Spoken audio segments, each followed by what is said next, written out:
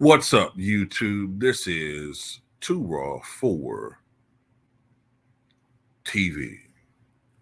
All right, so the Dallas Mavericks have completed their roster for the upcoming 2024-25 season.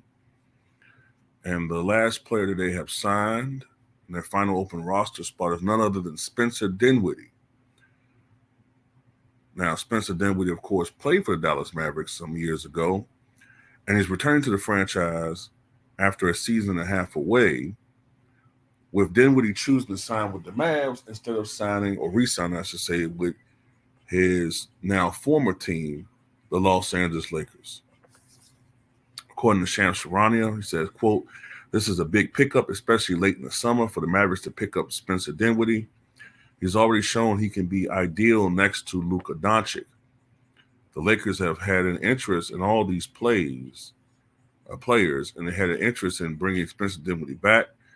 They have a little bit of a roster crunch with the 15 roster spots. Of course, Spencer Dinwiddie, I believe,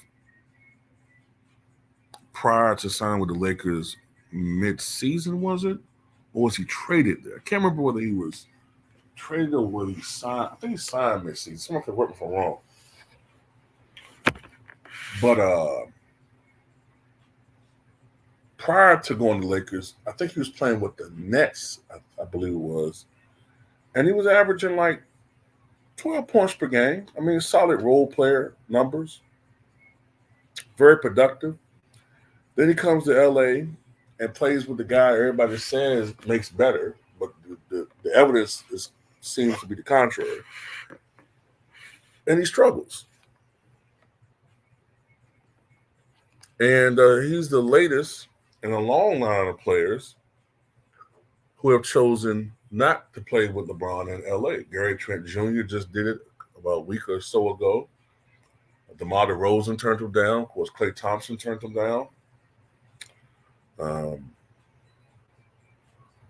KCP, who formerly played with them, won a title with the Lakers in the bubble year, chose to go to Orlando rather than play with your king. So, you know what I'm saying? He wants to go play somewhere, Spencer Dinwiddie, where he can win, not be some cog to somehow serve some service monkey to serve LeBron. That's not what he wants to do. In his earlier stint with the Mavericks, he averaged 17 points, 3 rebounds, and almost 5 assists, Spencer Dinwiddie. So he's worrying about his trade value or his market value and his brand. You know what I'm saying? I saw a report that said that one of the reasons why the Lakers have such problems trading most of their players, I think the exceptions would be people like maybe Austin Reeves. But for the most part, most of the players that's on the LA are kind of stuck there because playing with your king and the struggles that they have and the lack of numbers that they are putting up, these guys, most of these guys can't play well playing with this dude. Their market value has shrunk. You know what I'm saying? Their market value has shrunk so much that nobody really wants those guys. So they kind of stuck there for a while.